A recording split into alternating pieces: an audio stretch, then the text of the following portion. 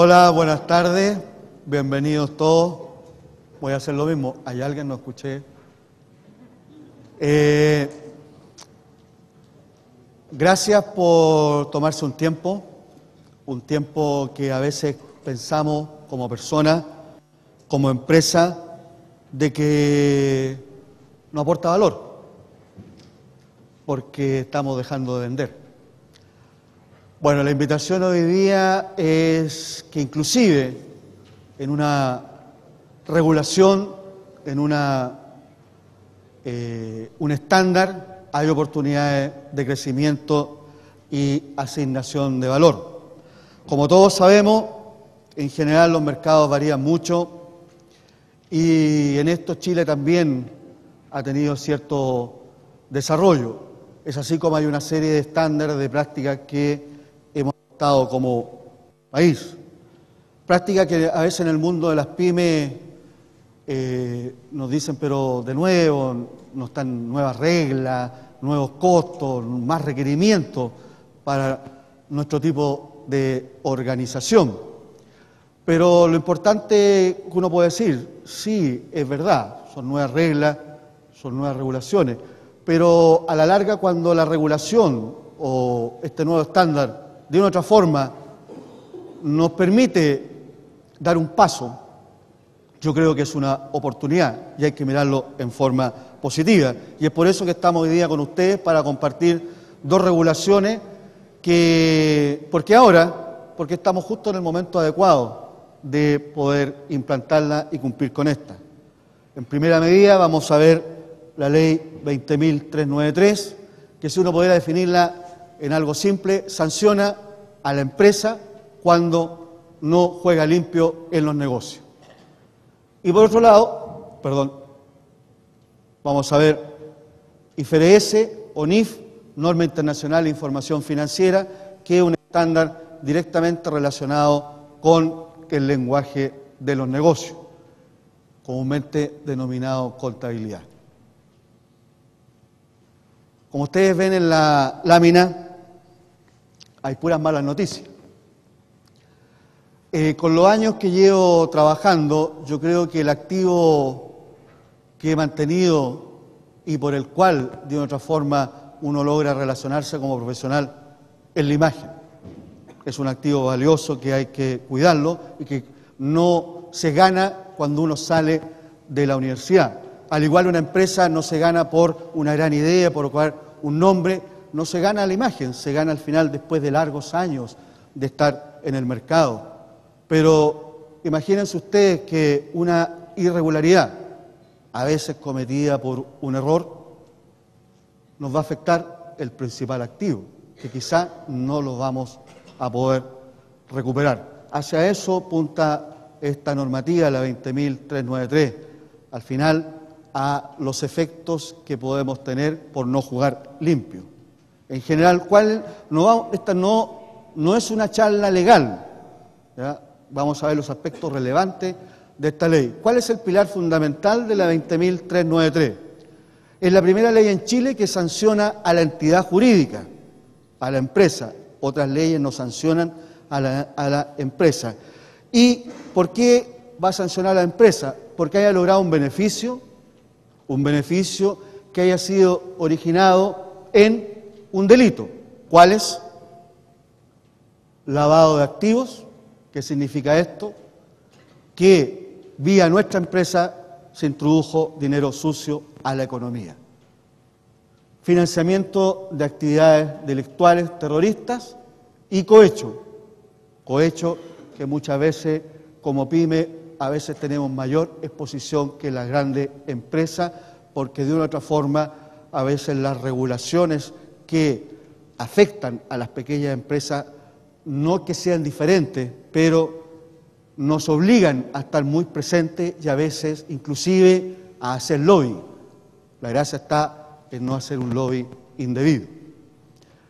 Por tanto, y además sanciona a la empresa porque este delito fue cometido por quienes trabajan en ella, ya sea el dueño, la administración o su empleado. ¿Y cuál es la sanción que impone la 20.393? Vamos de una simple multa a una pérdida parcial o total de beneficios fiscales, una prohibición temporal o permanente para realizar contratos con entidades fiscales y la sanción más grave, la disolución o la cancelación de la entidad como tal. Estas son las sanciones que define la Ley 20.393.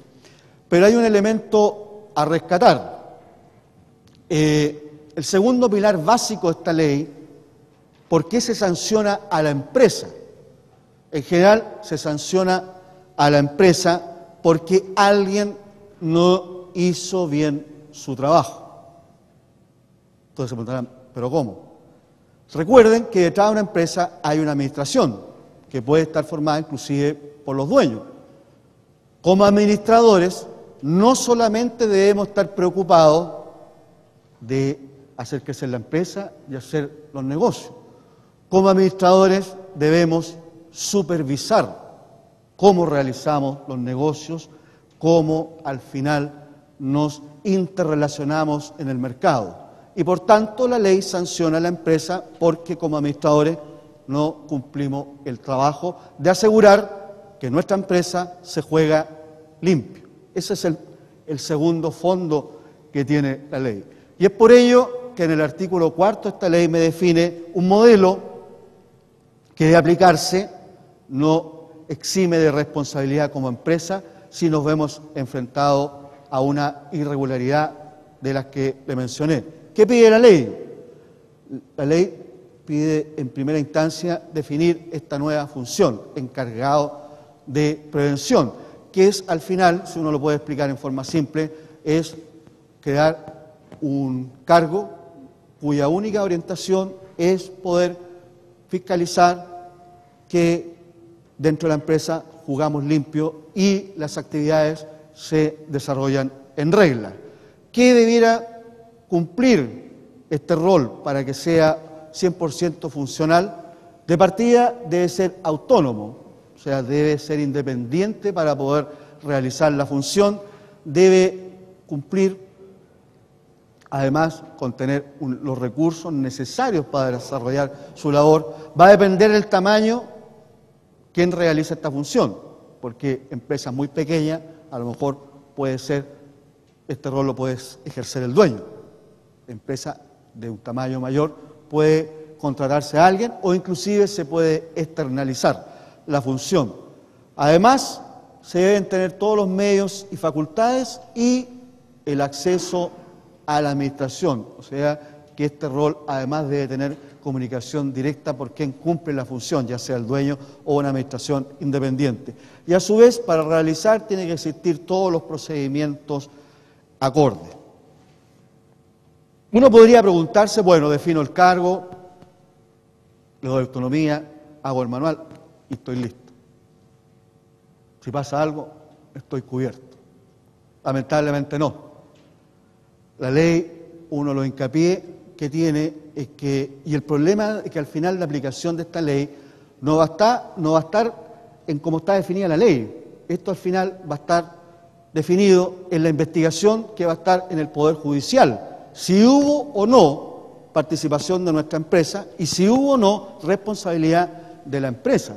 Por tanto, para poder eximirnos como empresa, no basta haber declarado todo, sino tenemos que tener evidencia que realmente se realizó el trabajo. O sea, uno de los elementos más importantes de esta ley para eximirnos, que aparte de tener definido el modelo, tiene que haber evidencia en el tiempo que es una actividad rutinaria que se desarrolla en la empresa. Solamente así nos podríamos eximir. Y hasta el momento ustedes se preguntarán, ¿y dónde está la oportunidad? Porque hemos visto la regulación, las sanciones y qué tenemos que realizar. Bueno, como seres humanos, lamentablemente, como tendencia, si no nos obligan, no hacemos las cosas. Detrás de la empresa habemos seres humanos. Por tanto, dado que estamos obligados a tener un mecanismo de control de riesgo asociado a 3 delitos, bueno, aquí viene la oportunidad. Complementemos y veamos, nos démonos el tiempo, veamos todos los riesgos que tenemos como empresa. ¿De qué estoy hablando? Al final estoy hablando, de una u otra forma, es saber los distintos hitos negativos que puedo tener en mi actividad y que se pueden traducir en una pérdida financiera o una pérdida de imagen. O sea, ustedes conocen a cabalidad quiénes son sus clientes, conocen quiénes son sus proveedores, conocen qué tan éticos son ellos. Un riesgo. ¿Saben si quien les lleva la contabilidad realmente cumple? ¿Qué riesgos laborales puedo tener?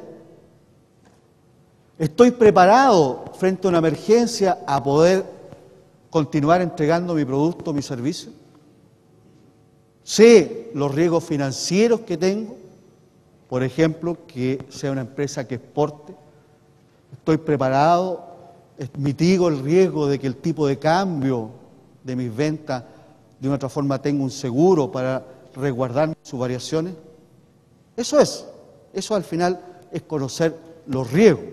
Una vez de identificarlos todos, debo saber ahora cómo los mitigo. O sea, qué actividades voy a desarrollar para evitar o disminuir el efecto de su ocurrencia. Porque es imposible que digamos que un modelo va a evitar la ocurrencia. Siempre vamos a estar expuestos, pero vamos a estar mejor preparados. Esa es la invitación, esa es la oportunidad. Dado que como tengo una obligación, aprovechémoslo y complementemos. No solamente nos centremos en lo que la ley nos exige. Y a la larga, de una u otra forma, una empresa que está mejor preparada frente a los escenarios que puede tener.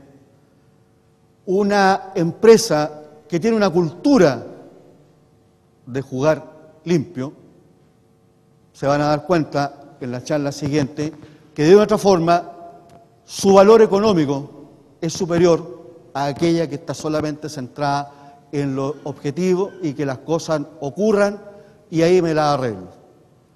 Lo importante y como mensaje y cuál es la oportunidad, al final de cuentas lo que no medimos no lo administramos y por tanto tampoco logramos las oportunidades, porque si uno logra tener una gestión, eso quiere decir saber mis riesgos, cómo los mitigo, cómo los controlo, y esto lo tengo directamente relacionado al retorno que quiero para mi negocio y al crecimiento esperado, voy al final de cuentas a asegurar o a tener mayor posibilidad de continuar como empresa en el tiempo y además generando un mejor valor. Esa es la invitación que les queríamos realizar en base a esta ley.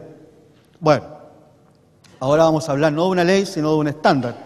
IFRS o NIF, Normas Internacionales de Información Financiera. ¿De dónde nace esto? Del IASB, que es un organismo, una entidad que al final la que define esta normativa que está ubicada en Londres. Si ustedes se dan cuenta, lo que busca es un lenguaje común. ¿Eso qué quiere decir? Que un estado financiero de una empresa en Chile con cierta actividad sea 100% comparable a un estado financiero de una empresa en la India, que las cuentas por cobrar en ambos lados signifiquen lo mismo y su valorización sea similar. O sea, podemos homologar información y 100% comparable con cualquier país del mundo. Ustedes ven el área verde lo que nos está mostrando en nuestra región todos los países que ya están aplicando esta normativa o están en proceso de aplicación. Entre los años 2014 y 2016, Estados Unidos también va a convergir a esta normativa.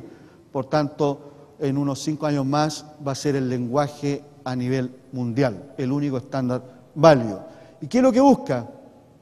Transparencia y confiabilidad. O sea, al final de cuentas, también está en directa relación a jugar limpio en el mundo de los negocios, a tener información más objetiva. Cuando yo digo más objetiva, lo que estoy hablando de que de una otra forma es documentada. Mi sesión es documentada, a eso se refiere objetividad. Y cuando estamos hablando de transparencia, es que de otra forma estoy reflejando mi situación financiera en forma abierta a los usuarios de esta. Yo la primera vez que escuché esta palabra me siento plenamente identificado y a lo mejor quizá usted, ahí estoy, ¿de qué me están hablando esto IFRS, NIF?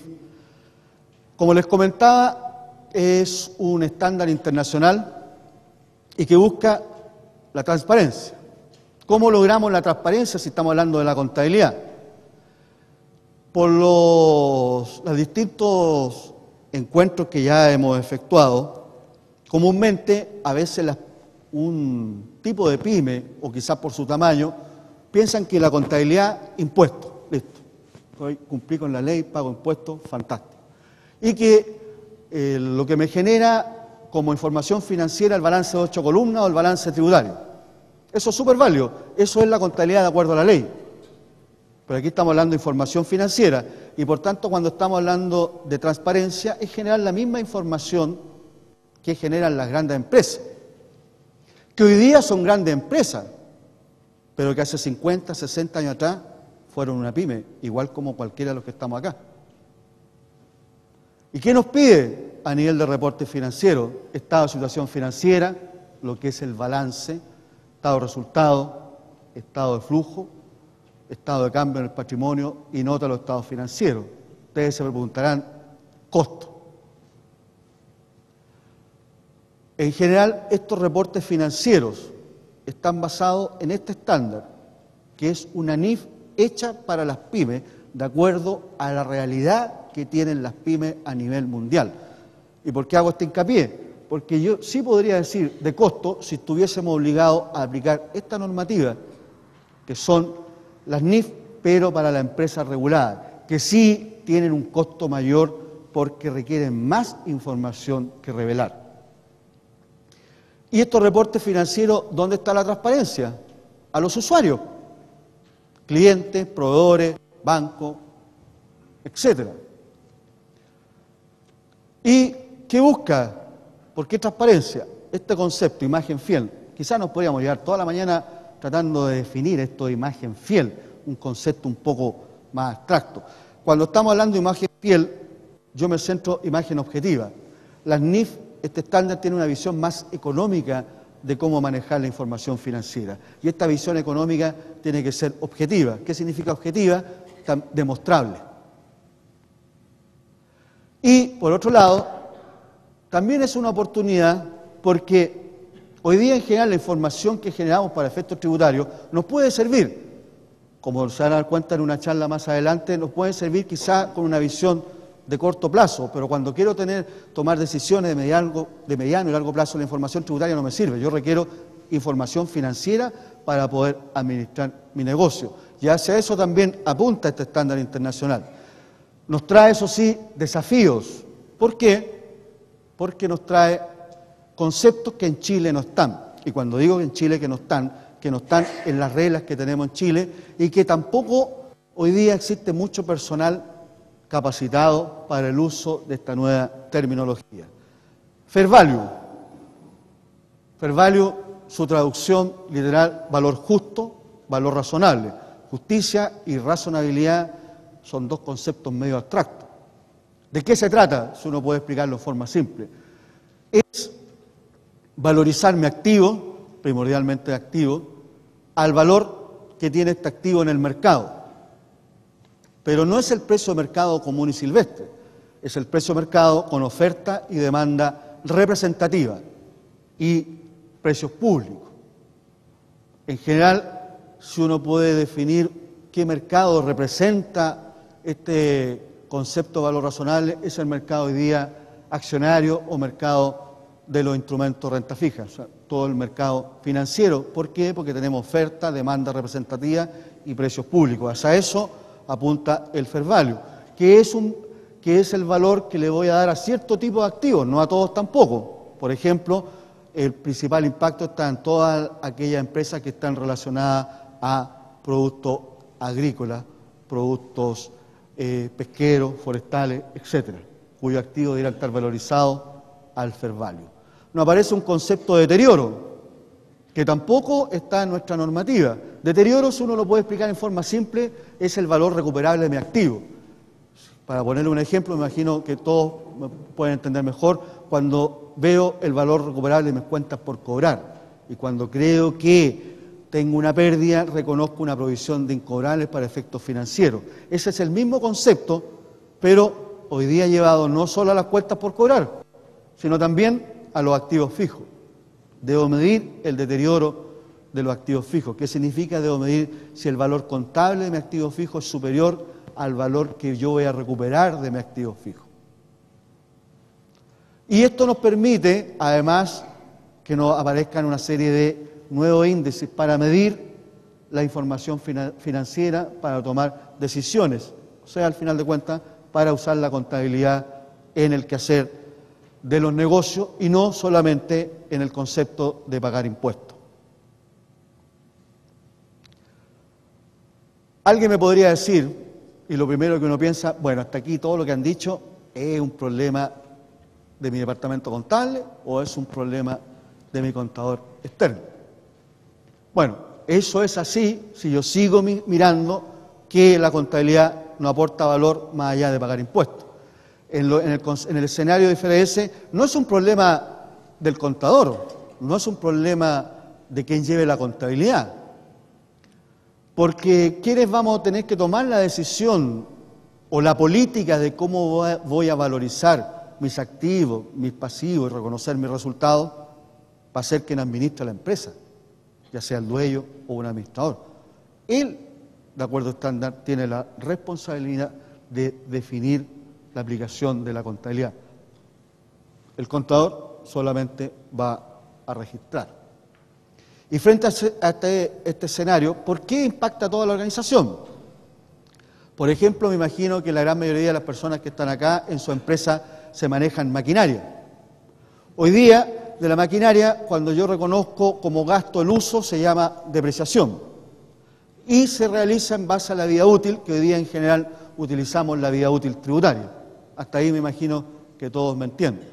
De acuerdo al estándar, la vida útil que yo tengo que asignar a mis activos está en directa relación a cómo los uso. O sea, no es lo mismo un computador que está en la oficina del gerente, lo que no significa que no trabaje, a un computador que está directamente asociado en un call center, porque a lo mejor lo tengo definido 24 horas, 7 días a la semana, y por tanto tiene más uso, tiene una vida útil distinta a aquel que tiene el gerente. La pregunta es, ¿y quién define la vida útil en este nuevo mundo?